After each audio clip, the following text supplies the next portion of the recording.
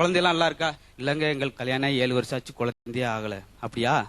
உங்களுக்காக நான் வேண்டிக்கு ரோம் நகர்ல மெழுகுவத்தி ஏத்தி வைக்கிறேன், அப்புறம் உங்களுக்கு குழந்தையா பிறக்கும். போயிட்டார்.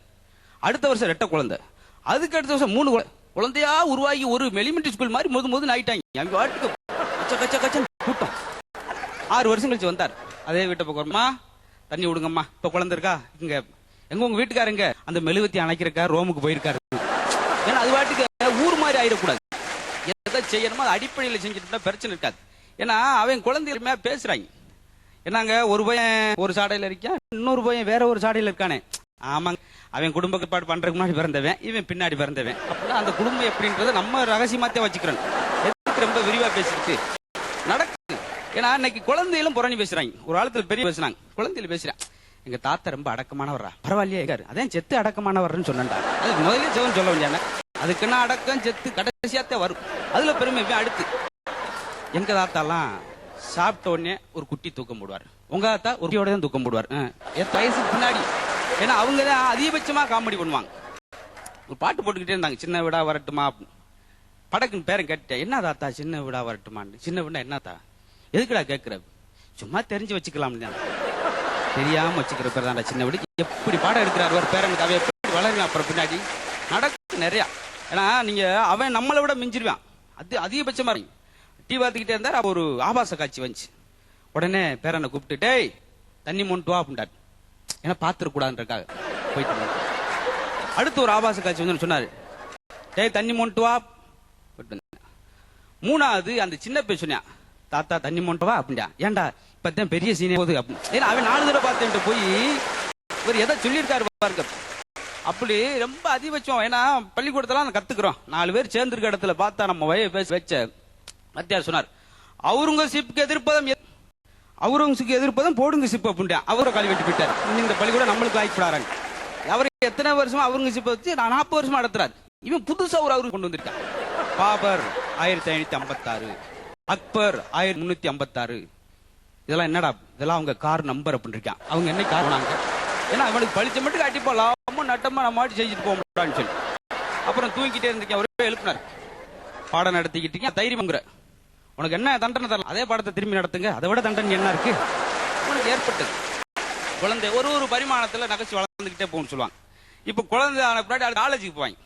காலேஜ் போயெல்லாம் பாத்தீங்கன்னா, டே அப்பா ஒருத்தர் ஈவிட்டிங்ஸ் சொல்லி ராக்கிங் பண்ண புது ஸ்டூடெண்ட் எல்லாம் ராக்கிங் பண்ண சொல்லி போலீஸ் பிடிச்சிட்டு போயிருக்காங்க. என்னடா ராக்கிங் பண்ணதுக்கெல்லாம் பிடிக்க மாட்டாங்க. இல்லடா நான் ஃபர்ஸ்ட் இயர் ஸ்டூடெண்ட் நினைச்சு பிரின்சிபால ராக்கிங் பண்ணிட்டேன். அவர் ஒரு மாதிரியா கண்ணாடி ஓட்டு ஸ்டைலா வரும், வாடா கோழி மாதிரி தப்பு அப்படின்னு இருக்காரு. அவர் ஒரே தவா தாவி இவனை ஒரு உள்ள ஓட்டார். தவறு லெவலுக்கு தானே தவணும், அது அப்படி போகக்கூடாது. அப்புறம் அப்பா சொல்லியிருக்காரு, ஒழுங்கா நல்லா படிச்சாதான் நல்ல காலேஜ்ல சீட் கிடைக்கும். நீ நல்லா சம்பாரிச்சு ரூபா கொடுத்தா ரூபா கொடுத்தா எந்த காலேஜ் கிடைக்கும், நீ ஒழுங்கா சம்பாரிச்சதோட ஜனியம் பிடிச்சவங்க. அவன் இவருக்கு விளக்கம் கொடுத்துருக்கான். அதுக்கு தான் பையன்கிட்ட அதிகமா பேசக்கூடாது. அதுக்கு அடுத்து ஒரு சொல்றாங்க லவ்ன்ற மேட்ருக்கு. அப்படி வரும்போது உற்சாகம் ஆயிடுவாங்க.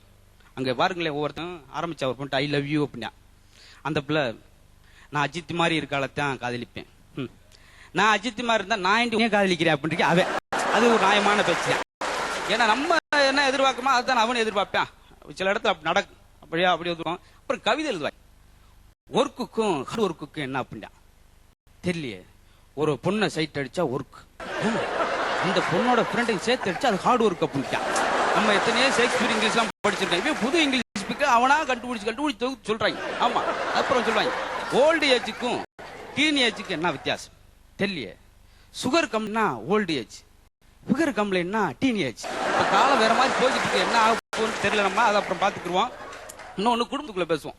குடும்பத்துல என்ன மகிழ்ச்சி? ஆண்களுக்கு புறணி பேசுறது கொஞ்சம் பிடிக்கும். ஆரம்பிச்சார், நேத்து எழுத்து வீட்டுக்காரி வீட்டை கதவை தட்டுனண்டா, அவ கதவை திறந்தா, அப்புறம் சாத்திட்டா கதவா இல்ல என்ன, அதை நல்லா சொல்லிட்டு அடிவத்தத எவ்வளவு திகிலா சொல்றான் பாரு. அப்பதான் நாளைக்கு என் மனைவியெல்லாம் அடிச்சா சத்த வராம அடிப்பா, உன் மனைவி தவறாம அடிப்பா, பாதுகாப்பா நல்ல அதான் அவ கூட குடும்பம் எடுத்துக்கிட்டேன்னு சொல்லி அடி வாங்குற கூட அழகா சொல்றேன். டாக்டர் உங்ககிட்ட வந்தேன், ஒரு கண்ணு ஆபரேஷன் பண்ண சொன்னேன், ஏன் நீங்க 2 கண்ணுக்கு நீங்க தீபாவளி வருதுல்ல இலவ இணைப்பு, 1 பண்ணா 1 ஃப்ரீ. இதுக்கெல்லாமா அவன் பாவம் அப்புறம் என்ன ஆச்சு அதுக்கு அடுத்து. ஆனா அந்த ஹாஸ்பிட்டல் பரவாயில்லங்க, நர்ஸ் எல்லாம் நல்ல மரியாதை கொடுக்குறாங்க. அதான் நீதி மரியாதை. இன்னும் உனக்கு எவன் மரியாதை கொடுக்க போறேன், கடைசி மரியாதை அதான் சொல்றது. அப்புறம் நம்ம பெருசா சொல்லக்கூடிய அஸ்ட்ராலஜில சொல்லுவாங்க நிறைய ஜோதிடத்துல. அதுல என்ன அப்படின்னா நியூமராலஜி நிறைய பார்க்க ஆரம்பிச்சிட்டாங்க. இந்த சொரண்டி போடுறோம்ல செல்வனுக்கு கார்டு, அதுல கூட ராசி நம்பர் பார்க்கறேன். கொஞ்சம் நல்லா ஃபேன்சி நம்பரா கொடுங்க, ஏன் ராசி படி கொடுங்க. அதுல என்ன சொரண்டி கீழே ஊர்ல என்ன ஃபேன்சி. ஒருத்தன் ஊரு பின்கோடு ராசியிலன்னு சொல்லி ஊரை விட்டு போயிட்ட வீட காலி வேண்டி அப்படின்னா எந்த அளவுக்கு இருக்காம பாருங்க. காரணம் சோசியர் அப்படித்தான் சொல்வார். இவங்கிட்ட இருந்தே பாயிண்ட் வாங்கி வாங்கி சொல்வார். தை மாசி, தை மாசி பங்குனி சித்திரை, சரி வைகாசி ஆணி, அது ஒரு வருஷம் சொன்னா பேசாம போயிருப்பேன். ஒரு வருஷம் ஆண்டுன்னு சொல்லி ஒரு மாதமா சொல்லி வருவான். அதுல எல்லாத்துலயுமே எதிர்பார்ப்பான். இப்ப போய் சொன்னார், நான் ரவுடி ரங்கனோட பொண்ணை லவ் பண்றேன் சோசியரே, கை கூடுமா?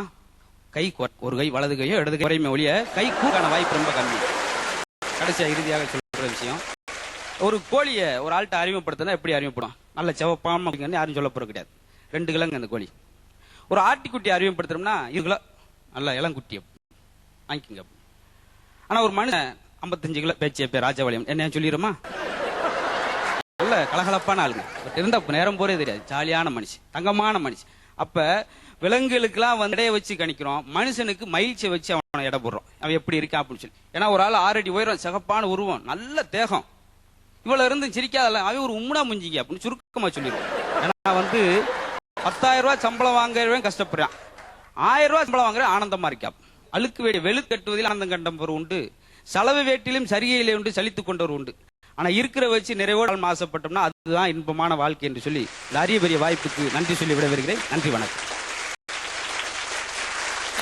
ரொம்ப நல்லா சொன்னீங்க, வெல்டன். நன்றி சார். நீங்க சொல்லும் போதே எனக்கு இடையில நிறைய ஜோக்ஸ் வந்தது. உங்க ஃப்ளோ அழகா போறதுனால நான் அதில் இன்டர்ஃபியர் பண்ணல. ஏன்னா நீங்க ஆளும் ஜிலி ஜிலின்னு இருப்பீங்க, நீங்க சொல்ற விஷயங்களும் ஜிலி ஜிலின்னு இருக்கும். அது 2 முத்தாய்ப்பா அந்த தோரணம் கட்டுவீங்கல்ல, அதுவும் பிரமாதமா இருக்கும்.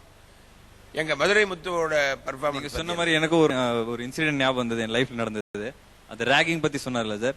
நான் வந்து ஃபர்ஸ்ட் டைம் காலேஜ் போகும்போது, இன்ஜினியரிங் காலேஜ் போகும்போது, ஆக்சுவலா எங்க அப்பா வந்து போலீஸ்ல இருக்காரு சார். அப்போ வந்து டிஐஜி இருந்தாரு. சோ நான் அப்பதான் ஃபர்ஸ்ட் டைம் காலேஜ் போறேன். ஒரு சீனியர் அப்பதான் காலேஜ் முடிஞ்சு வெளியே வரேன், புதுசா அப்படின்னாரு. ஆமா ஃபர்ஸ்ட் இயரா, ஷர்ட் எல்லாம் இன் பண்ண கூடாது தெரியாதா அப்படின்னாரு. அது தெரியாது.